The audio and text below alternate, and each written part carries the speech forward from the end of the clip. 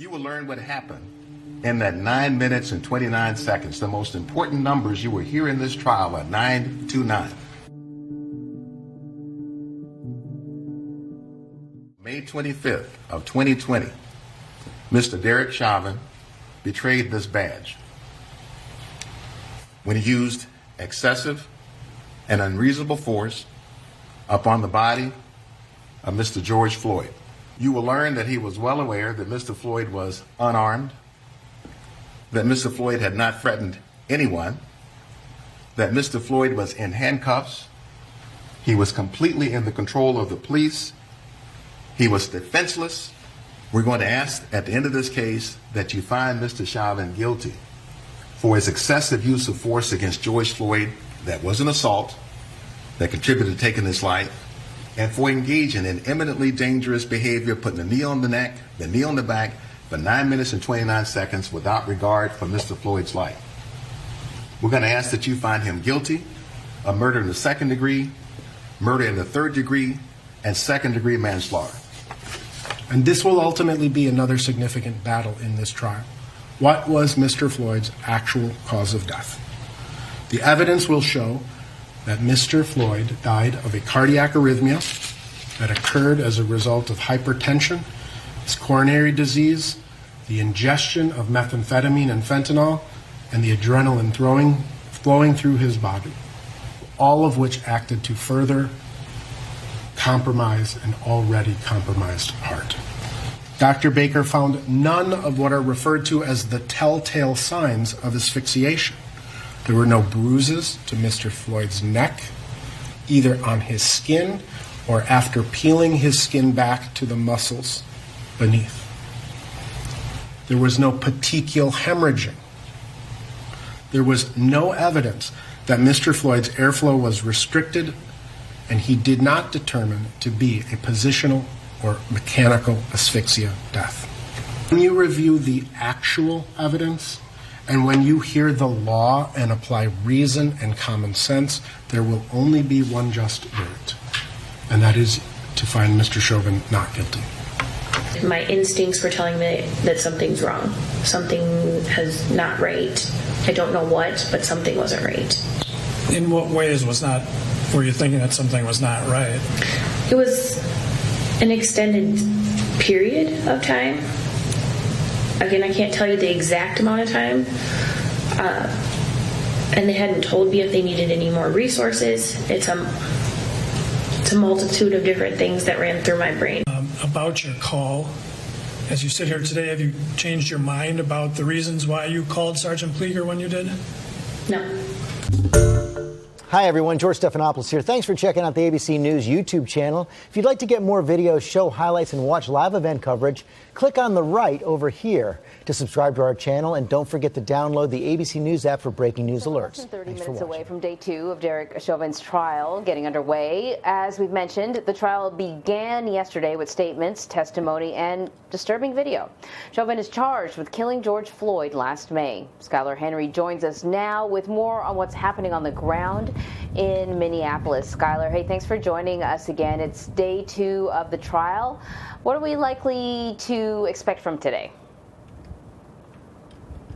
Right, so we will hear from Donald Williams, Anne-Marie. He's going to pick up where he left off yesterday with his compelling testimony. He was one of the bystanders who was actually there when the incident between Derek Chauvin and George Floyd began. Actually, there's a little housekeeping that the judge had to do in this case. He had to rule that in this testimony of the 4 people that we are expected to hear from who are under the age of 18, we will actually see the broadcast only, but not video. He's doing so to actually protect their identities to an extent. Their names will be read for the record inside of the courtroom, but they will not be broadcast out there, given the sensitivity and high-profile nature of this case. But in terms of testimony, as I said before, we will continue to hear from Donald Williams. He's actually a former pro wrestler who said that he watched as the eyes of George Floyd started to roll to the back of his head. He also made mention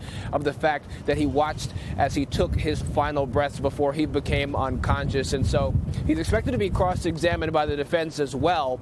But for the prosecution, he was actually speaking to how he tried to step in at multiple points, speaking to Derek Chauvin, saying that, hey, what you are doing is actually going to kill George Floyd. Chauvin made brief eye contact with him, but then proceeded on with the restraint that he was doing to George Floyd.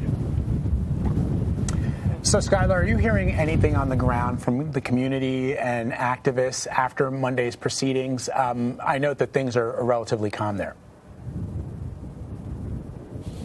Yeah, pardon it, it's a little windy out here, but so essentially what we've been seeing since we've been here for the last 3 or so days are consistent rallies that are happening around the courthouse. Not nearly as unrest like what we saw last year, more so peaceful, but all of them calling for justice for George Floyd. There's signage around the courthouse as well, attached to fencing and everything else. We also saw many people out in the wee hours of the morning this morning, making sure that their voices were heard, just to try to say that what they feel as though happened to George Floyd simply cannot happen again. They're expected to come back out here a little later on today. We saw a few folks with signs out saying that they will be back, but this is a bigger conversation. One of our local affiliates had conversations with some of the restaurants and businesses in this area. Certainly tense right now. They remember what this situation was 10 months ago, where they had to board up their windows and doors because of the possible unrest, the possible damage, and the possible fallout that they may have seen from what happened with George Floyd. And so a lot of people waiting on pins and needles, if you will, Vlad, to see what happens in this trial, especially as it moves in the final weeks in terms of a closing argument and they reach a verdict. We saw yesterday before the trial started that George Floyd's family and supporters, attorneys all gathered in front of the courthouse. They kind of had a moment of silence, the length of time that the officer's knee was on George Floyd's neck. What are they asking for? What do they want to see happen? I know it seems like a simple question. Obviously, they want a conviction, but what are demonstrators saying, beyond the conviction, they need to see happen here?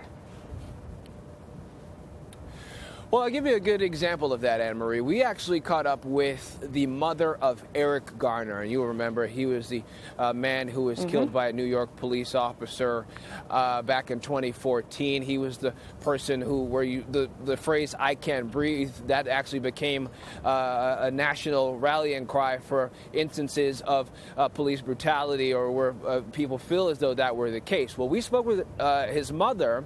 She told me that many times families go into situations like this and don't walk away with justice, and that she was hoping that this case, given its national exposure and really international exposure, that something does change. Obviously, the city of Minneapolis, all eyes of the world really on that courtroom behind me to see what is going to happen.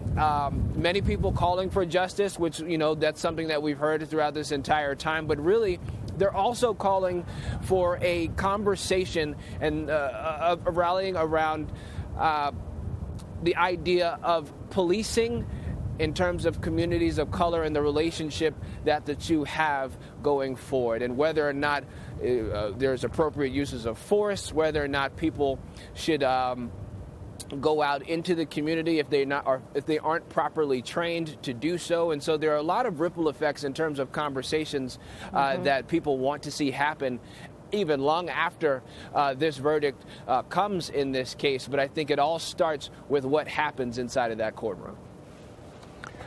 So, Skylar, I don't have to tell you this. As you know, the Derek Chauvin trial represents a defining moment for this country.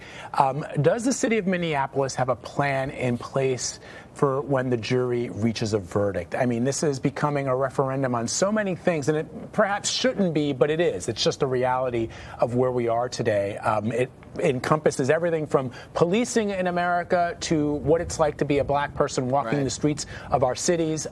So what are you hearing from officials? Right.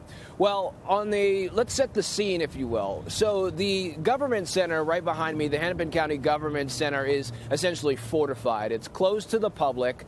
It's surrounded by fences, concrete barriers. There's National Guards men and women outside, as well as an increased level of police presence just to make sure that everyone inside who's doing the job of making sure that this trial goes through is as safe as possible. And really, you start to feel that even as you move further out in and around the city. Well, the city is anticipating that that will be the case. And I made mention of a few of those businesses who are, worried, to say the least, that something that we saw last May may happen again. They're contemplating whether they want to board up their businesses and things like that. And so a lot of people on pins and needles, as I said before. But the city of Minneapolis putting millions of dollars to invest in terms of to make sure that everyone is as safe and secure as possible in this case.